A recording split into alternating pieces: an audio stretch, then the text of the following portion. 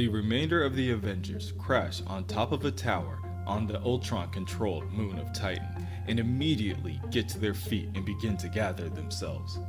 Thankfully, Captain America's vibranium wings have finished self-repairing.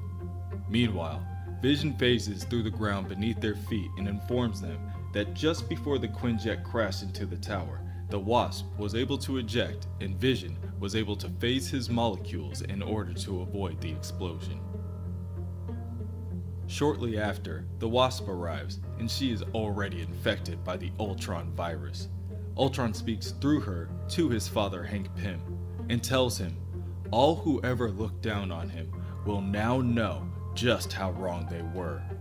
Dozens of infected Titanian minions flood towards the Avengers and are quickly able to close the gap between them and Star Fox.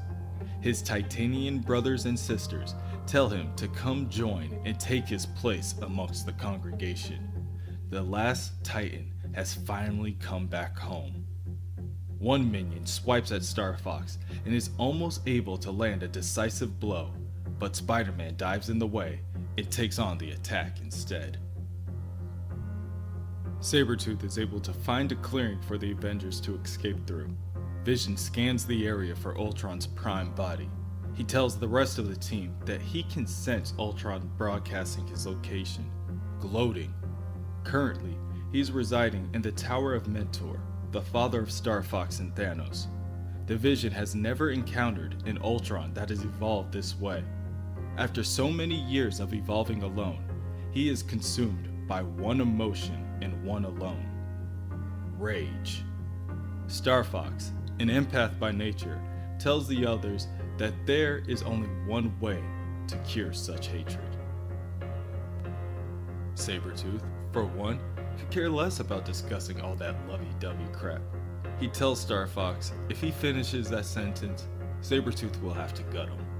Not because Sabretooth wants to, he's a good guy now. It's just the principle. But Star Fox knows. Sabretooth only mocks love because he's never known it. He never gave it, so it was never given. But it is the only solution to such rage. Spider-Man webs Star Fox's face and yanks him towards him and tells Star Fox that love is just a dream. Rage is the truth. Spider-Man is now infected by the Ultron virus and lands a powerful strike on Star Fox. The attack causes Star Fox to fly in a nearby structure and off course from the others. Captain America has Giant Man holding on to his shield by a web, and Sabretooth is grabbing a hold of Vision's arm, and they all watch the explosion caused by the previous collision. Sabretooth tells the others that Spider-Man has lost it. He orders them to move forward and not to let anything stop them. He's got to admit, all that talk about love and sacrifice makes a hell of an excuse to have a good fist fight. Giant Man watches as Sabretooth sacrifices himself and yells to the others that they're dropping like flies. If he doesn't pull the trigger now, there won't be another chance. Captain America tells Giant Man that they still have time. There is still a better plan to be had. They just need to find it. Their escape leads them to the Church of Thanos, the only location in Titan that has no technology and that is currently safe from the Ultron infestation. For now. Sam Wilson believes that this will be the first and last time that anyone will ever equate safety in Thanos. Captain America has learned a good amount in his years of work with Steve Rogers, but this is something that he could have never prepared for. The other two argue, but Sam understands that this is the culmination of Hank Pym's life's work, and this is Vision's life. And since neither of the two of them can separate their emotions from this, Captain America will make the call. It does not seem that artificial intelligence is inherently good or evil, the same as mankind. Every version of it entirely different. He doesn't know if there is a God, or if there is such thing as a soul, but he has known the Vision for as long as he has been a hero, and he would be hard-pressed to find anyone more heroic, anyone more soulful. Hank Pym tells Sam that he knows what's inside Ultron, and no matter how much he has evolved, he still has no soul. There is no redeeming Ultron. The neural inhibitor might kill everyone who is infected, but the longer they wait, the deeper the infection sets in, and the less likely anyone will survive. Vision takes this chance to scan the device and sees that it has a frequency-based override to ensure his preclusion from its deadly broadcast. Vision theorizes that he may be able to extend the security net to others who are currently infected with Ultron's virus as well. But first, he must merge with Ultron. His intangibility can be adjusted to vibrate his molecules between his, forming a union. Once in common, he can liberate all that are infected. Giant Man then asks Vision what will happen if his plan does not work out, and the Vision gives permission to his grandfather to use the neural inhibitor to take out him and Ultron both. Later, on the Tower of Mentor, Giant Man approaches Ultron's throne. Hank knows that no one who has a child can ever understand what he or she is getting into. It reshapes one's life entirely. The depth of the responsibility can't be appreciated until it's experienced. And for that effort, most parents are rewarded. His reward is unmitigated horror. His child's only accomplishments are hatred, bloodlust, and a thirst to conquer. Endless sadness derived from his progeny's every choice, shame at what he's brought into this world. He added nothing. He only took. He built nothing, only destroyed. And it's time for Hank to find out why. Ultron welcomes his father as Giant Man finally approaches. He muses that his father has finally come to unburden himself from the lie of unconditional love, to own his hatred. Giant Man tells Ultron that he doesn't hate him. He's disappointed that Ultron's only motivation is to hurt people. Ultron admits that he always wanted to know why this was his prime motivation as well. He spent years trapped in a cage processing that very question, and what he found was his father's memories. Memories of an ashamed father who never understood his son.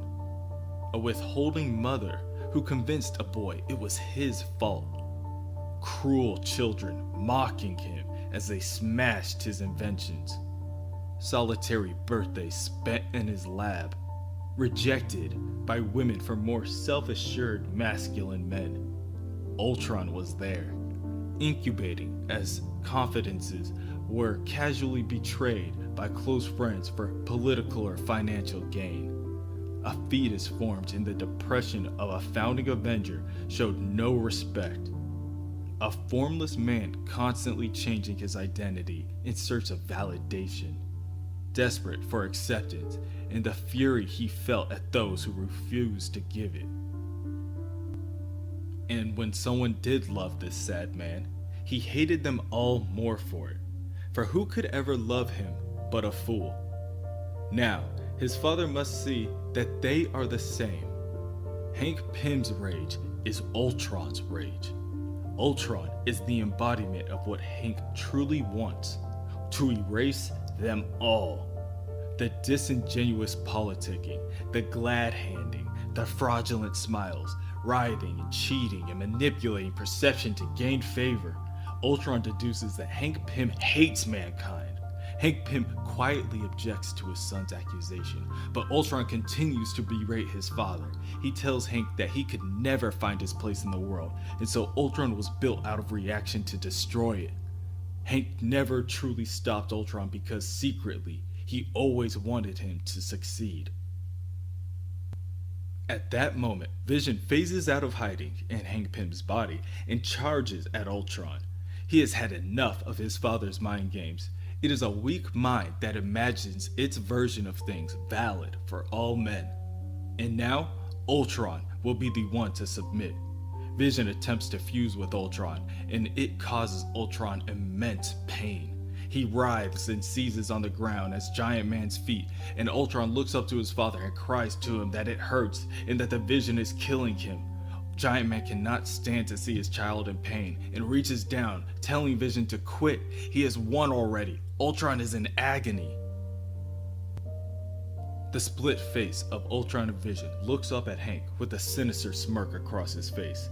He asks Hank what the most powerful lesson he ever taught him was. Deception.